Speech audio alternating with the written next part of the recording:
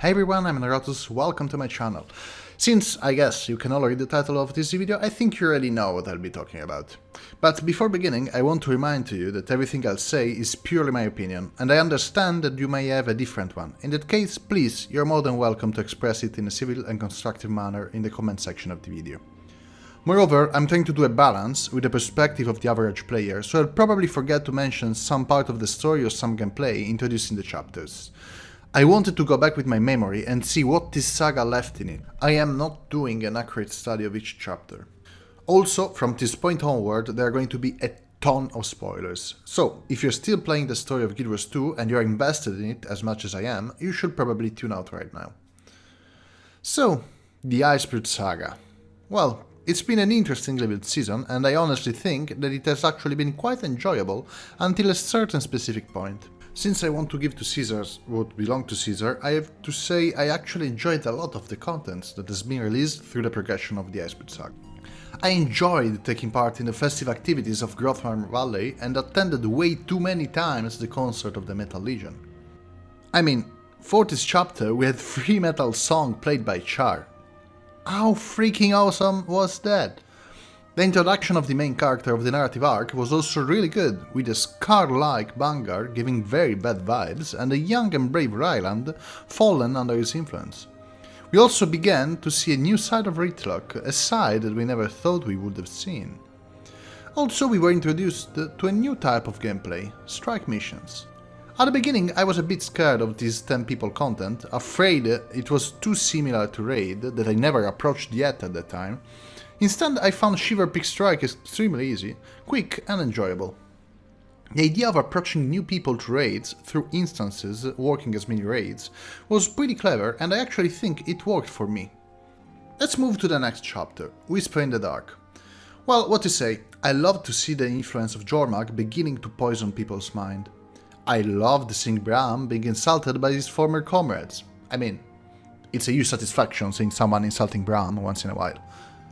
Jorah had its meta, and I think it was enjoyable and rewarding. The chests were dropping refined materials, the Sons of Slannery were back bothering us, the Bone Skinner was kidnapping people in the forest, everything was great! On the narrative side too, ArenaNet took some brave decisions. We lost one of the main characters of the lore of the game, the same character that in the previous chapter was praised as an hero, in a metal song, for her actions against Kralkatoric in Living Season 4. Almora's Soulkeeper was freaking dead. The Chief of the Vigil, a character that is introduced when your character isn't even level 40 in-game. This chapter, and the next one, were introducing also light puzzles, that, even if you may not enjoy them, are still a cool unique thing that you can find only in Jorah. The following chapter, Shadow in the Ice, expanded the map of Jorah Marches, a strange way to move forward, but still, it was a new way of releasing content, and I can't say I took it too negatively. I can say though that I didn't find too much innovation in the newly released chapter's activities. We had more light puzzles, and even the achievements were mainly do 200 times this event until your brain slides out of your skull. Still, something interesting was released. This half of Jorah had its own world boss. The Drakkar fight might not be liked by everyone, but still, it was something adding a new unique flavor to that specific map and a specific achievement section dedicated to it, giving us a reason to go back to it. Narratively, we saw Bangar helping us defending ourselves against Jormag, with the bow stolen to the one and only Bram, of course, only for him to shoot us like 5 seconds later. This is interesting because we were able to see this cunning and deceitful character, Bangar, wanting to dominate Jormag, the cunning and deceitful Elder Dragon, for his own interest, or as he says, for the Char's interest. In the end of the chapter, we were also introduced to the good old Eye of the North. Moreover, it was built to become an incredibly powerful hub with all the services a major capital of Tyria could have. I personally found it pretty cool and enjoyed the idea of upgrading it to the maximum and connecting the central Azuran Gate to all the most important places in Tyria. Before I forget about this, the previous chapters gave us also multiple reasons to go back to them, beginning from the new upgradable weapons collection they introduced and the possibility of unlocking crafting recipes for ultra-spacious bags that need materials dropped from Jorah and strike missions. Moreover, Eternal Ice Shards were exchangeable for Living Season 4 materials, giving a huge help to players that, for example, were trying to obtain the Sky Scale or Vision. The next chapter was a bit weird, but I still think it did things in an innovative way. In Vision of the Past, Steel and Fire, we're introduced with the portentous Crying Pool, allowing us to experience, guess what, visions of the past. In this chapter, we will play as a member of the Steel Warband, the warband commanded by Ryland, and of course loyal to Bangar. It was a particular kind of strike mission, with specific mechanics unique to it, like sniping, shooting from a tank, or potion brewing. I've got to say that in itself the content was innovative and rewarding, giving the players a motivation to go back to it every day to receive 2 gold pieces per day. Also, it presented to us the members of the Steel Warband, the Blood Brothers of Ryland, allowing us to get a bit closer to him and see how he interacted with his friends and comrades. After the strike mission, we had the one story instance where we played as Ryland. I found it interesting to play as a different character. Maybe it happened multiple times, but I could only remember when we played as Keith during Living Season 2. The instance had some achievements related to it and some secrets. We also had the opportunity to see Bangar kill Almora because Ryland refused to do it, showing us that he's actually a reasonable character and that he knew that killing Almora meant crossing a line. The content of the episode was not too much, but ArenaNet gave us replayable content with the strike mission, some achievements to forge the weapons of the member of the Steel Warband that will bring us to different places in Tyria, and moreover they gave us the possibility of replaying some instance from Living Season 1. Overall, I could not be not satisfied with this chapter. Moving on, and we're finally closing up to the incriminated chapter, No Quarter. You might have liked it, you might have hated it, I don't care. I think that with No Quarter, ArenaNet dared doing something different. Something new for PvE. I found brilliant the idea of creating a game mode similar to World v World in PvE, including reward tracks, that can give you also Mystic Clovers, exactly as in World v World, implemented through achievements. Also, the story of the demise of the members of the Steel Warband is part of the map's meta. Moreover, having the mobility granted by the use of flying mounts and the possibility of using parachutes to move quickly around the map, created a game mode that is definitely more dynamic compared to World v World. Even if, in a really clever way, snipers around the map could shoot us down the mount. I found that brilliant. I also liked a lot the environment of Drizzlewood Coast and the map composition. Also, on the narrative side, I was enjoying the story, seeing the Char Civil War beginning, the different factions fighting and learning more about Imperator's modus personality. We finally saw Ryland losing every friend he had, all his comrades dead, his second-in-command killed before his eyes, and his mother stopping him from killing the murderer. This was a turning point for his story, the moment he decided to cross that line that earlier he didn't want to cross by killing Almora. We saw Jormag creating Icebrood, and we began to understand that the cunning Bangar, who formed an army at his command, who wanted to control Jormag to gain infinite power from the Elder Dragon, actually probably was just a tool in the hand of the master of cunning and deception, and just offered his army to its service. And this will definitely be confirmed in the next chapter. So, Jormag Rising, for me, was the first chapter I didn't enjoy that much. The main reason for this was the fact that its meta was depending from the previous one in Drizzlewood, hence making us play again the whole first half of the meta that was already pretty long. Besides the total length of the meta, that now I think was the longest one in all the game, I hated that I had to play for the 100th time a meta that was already built in a previous chapter as a constantly replayable meta with multiple rewards. To explain myself better, the patience and enjoyment for the Drizzlewood's meta was gone for me after replaying it a lot of time in the previous chapter. Having to do it again to enjoy the new one was too much. Also, ArenaNet already did an expanded map with Bjora, but they managed to keep 2 different metas or events. Instead, in Drizzlewood, they built on top of the previous event, creating something that was way too long to be enjoyable for me, and without really innovating that much. But let's be fair, the second part of the meta is a bit different. We also have the opportunity of using a tank, of cleaning up spilled oil. It wasn't just fight as it was previously, but together we needed to go through something that we already played a ton of times before. I found also really exciting the idea that the Claw of Jormag was joining his master's side and faced us in a new boss fight. This half of the map was also cool, some nice achievement to do, some side activities, not particularly enjoyable, I'm thinking for example at the Spirit's Trials, but at least they introduced some variety in the gameplay. Well, for what concerns the narrative, we saw what we were expecting, Jormag taking control of everything and punishing Bangar for his hubris, for the ambition he had of playing at a deception game with the Deception Master. Vanguard will never be Jormung's champion, but he will forever be his tool, by becoming his voice. Ryland too was tired of being a pawn in Vanguard's paw, and blinded by hatred for his family and his kind, he offered himself as a champion. Honestly, if at this point I had to do an evaluation of all the Icebrood Saga, I'd say that I found it pretty enjoyable. Yes, something could have been done better or differently, in my opinion, but I really enjoyed the time I spent playing it. Now, before speaking about champions, we need to have an overview of what was happening in ArenaNet. We know that they announced and confirmed that they were working on a new expansion, End of Dragons, set in the continent of Kanta, and for this reason the team working on the Icebrood Saga had been drastically reduced and the efforts were all directed towards the development of the expansion. We must understand that the release of the expansion is a huge deal for ArenaNet, since, not being independent but being published by the Korean publisher NCSoft, they have to be as profitable as possible for them to be kept alive. We have already seen some stuff cuts in ArenaNet in the past, and as a community that loves this game, we've been scared of the future ahead of the title. We saw a lot of valued members of the development team leaving ArenaNet. Moreover, in the latest profits projection of the MMOs published by NCSoft, Guild Wars 2 was a lot less profitable than other titles, especially mobile titles.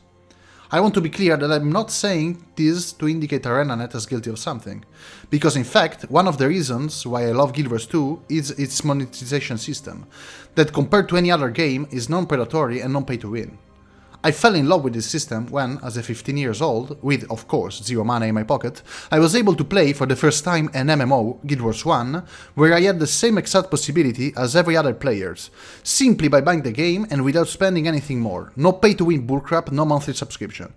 So, after this recap, we can understand why it is so important for ArenaNet to deliver the expansion and increase their earnings through the sales of it.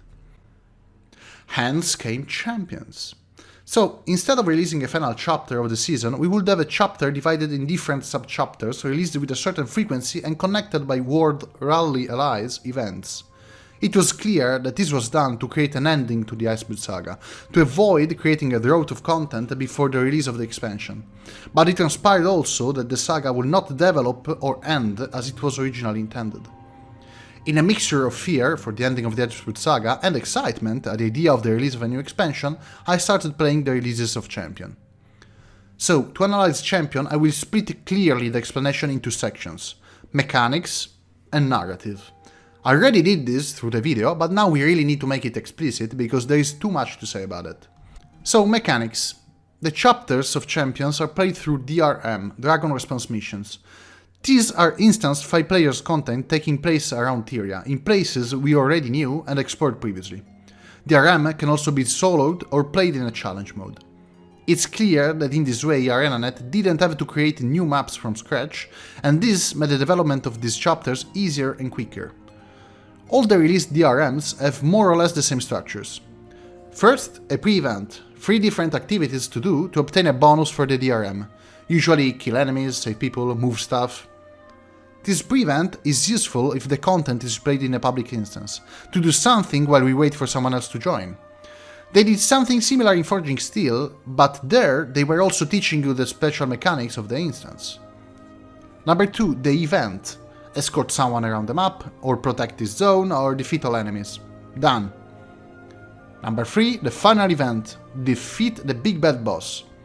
The DRM were built as replayable content, and that's confirmed by the new achievements that for the majority are of the kind: defeat this DRM 5 times in challenge mode. Wee-wee! Fun for all the family.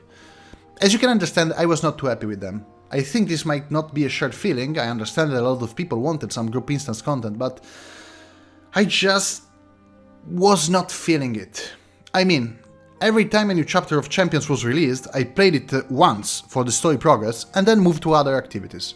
I was not compelled at all to play it again, and when I did, it wasn't because I was enjoying doing it, but it was to obtain something I wanted, like for example a stone infusion. Half of the final bosses were boring or classic enemies enlarged just for the occasion, and the other half were good boss fights but nothing that I haven't already forgotten. Honestly, I don't have much more to say about DRMs. For the narrative, until the last sub-chapter, Judgment, came out, I had a bit more of mixed feelings, but it wasn't all negative. So, since Jormungand is awake, Primordus is awakening too. this could make sense, and I loved how they represented the awakening of Primordus by generating random earthquakes around Tyria. This was extremely cool in my eyes. It reminded me of Living Season 1, something that you had to be there to live it. What I hated on the other end were the dialogues happening in the DRM. There is nothing I hate more than fighting something and then having to stop to go read in the chat who said what to understand how the story is progressing. This was breaking the immersion immensely for me, but I endured through it. Unfortunately, the story was taking a weird path. So the Azuran were scared as fudge from Primordus and accepted gladly the help provided by Ryland and Jormag.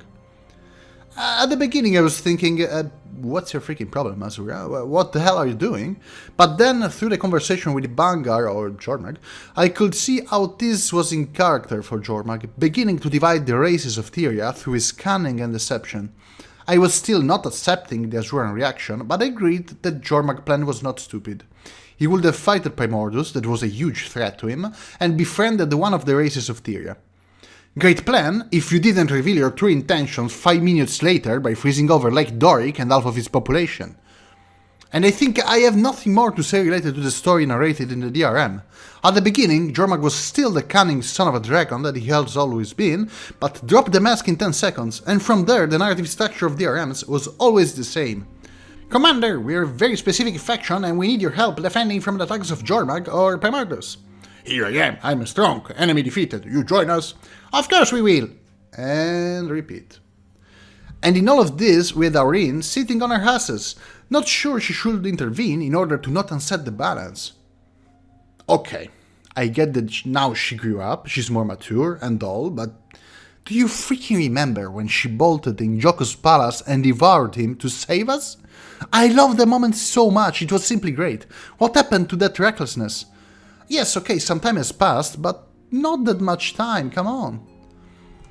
The only side story happening in parallel to the attacks of Jormag and Primordus is Braham's one. Braham. So, he finally does the only thing he could have done to redeem himself. Being the Norn of the Prophecy, he decided to put his life at risk and propose himself to Primordus as his champion. Being dumb as a rock, he'll need the help of the Spirit of the Wild to do this, and to keep control on his mind while under the influence of Primordus. So this is a nice instance of the game to play, some achievements related to it, and a bit of variation from the DRM that already nauseated me in the last 2 releases. My problem with the narrative until here is, what about Primordus? I mean, we had a huge narrative arc for Jormag, we now know what's his modus operandi, we saw him rising and becoming fully awakened, and we saw what he's capable of doing. I want to know more about Primordus. We know he's bad, he's huge, like, really huge, and when we saw his face in Living Season 3, all of Tyria was shitting their pants at the remote idea that he might wake up again. This question is never answered, unfortunately. Being the twin of Jormag, I could expect him to be the exact opposite, like no brain, no cunning, just death and destruction brought by fire, but why shall I fill these blanks? We had the all-base game for Zaitan. All full expansion plus some hints from Living Season 2 for Mortemoth, all Living Season 4 for Kalkatoric, even if we knew he was there from the beginning, and again the whole Icebrood Saga plus all the prophecies of Norn about Jormag. Primordus is an elder dragon everyone is scared of, he is related to Guild Wars 1 lore too. What about him? Well, okay, maybe you play a central role in End of Dragons, we learn more there, come on, I want to see his full body. Wait, now that I think about it, I want to see Jormag's entirety too. They have to show us more, they have to give us a great fight, I want to see Primordus rise, and they're dead. The final fight is so damn underwhelming. You fight the champions, the dragons show their faces through an hole, you blast them with an Hadouken! They jump at each other's throat, in a really cool animation, in all honesty, and they're gone. Now, I think that if they gave to us champions, all centered on Jormag, no Primordus at all, building up his influence on Tyria, even just through DRM, as they did, and ending up dead, in an instance fight extremely similar to what they gave to us now, maybe with Braham, the Norn of the Prophecy, retrieving his bow in some way and delivering the final blow to the dragon with the help of Darin, or something like this, it would have been 100 times better than what they released. Yes, we would have surely been bothered by an underwhelming final fight, but we would have had the narrative coherence with what we had seen until now, and we could have justified the underwhelming fight with End of Dragons being in development. We had an entire season dedicated to an elder dragon that we learned to know, that brought havoc through Tyria, and it was fundamental in generating a civil war within the charts. Throwing Primordus into the mix and ending him through some DRMs and a final fight destroyed the excitement that we always built around the figure of an elder dragon. Each one of them had different MOs, different powers and different personalities. Instead, with champions, an elder dragon became something that we can liquidate in a single episode of a living season. I personally think that the Icebrood Saga hadn't been thought this way. I think it was revolving around Jormag mainly, and that with his death it would have triggered the awakening of Primordus, or something like this. Or also, that it should have been twice as long, giving to Primordus as many story chapters as Jormag to develop his narrative arc. To support this, I can say that there was one part of the story of this last chapter that we all loved. The death of Ryland. It was something that, exactly as Jormag's Rising, has been built up since the beginning and made total sense. And I am confident that the entire narrative arc of Ryland was already clear and defined at the beginning of the Icebrood Saga, and this is the reason why we enjoyed its ending.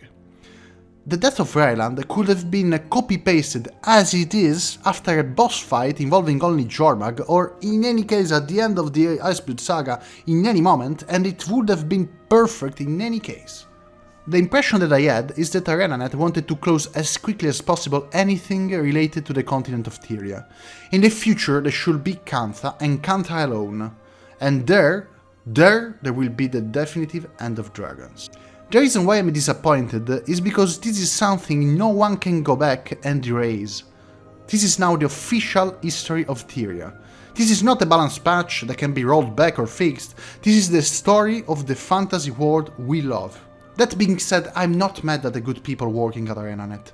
I am sure that in a different situation, without the pressure of big publisher requesting better figures quarterly, without a release around the corner and with a lot more stuff, they would have been able to deliver us something amazing. I will always remember, for example, the commander, crippled, slowly walking towards Orin, impaled on a branded crystal.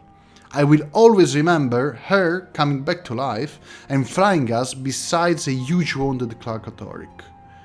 Those were moments that made me love this game even more than I already loved it, and I am confident that we will find this love again in End of Dragons. Hopefully. Please? I believe in you. Thanks.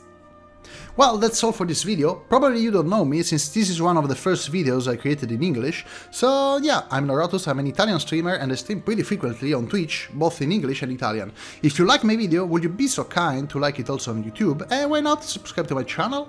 You will find me live often at twitch.tv/NorotusGames around 8 or 9 PM CET. I'd love to discuss with you all more about this during my streams, and you will find all the useful links in the description of this video. Thank you again so much for listening to me speaking about the Icebrood Saga. I'll see you next time. Bye!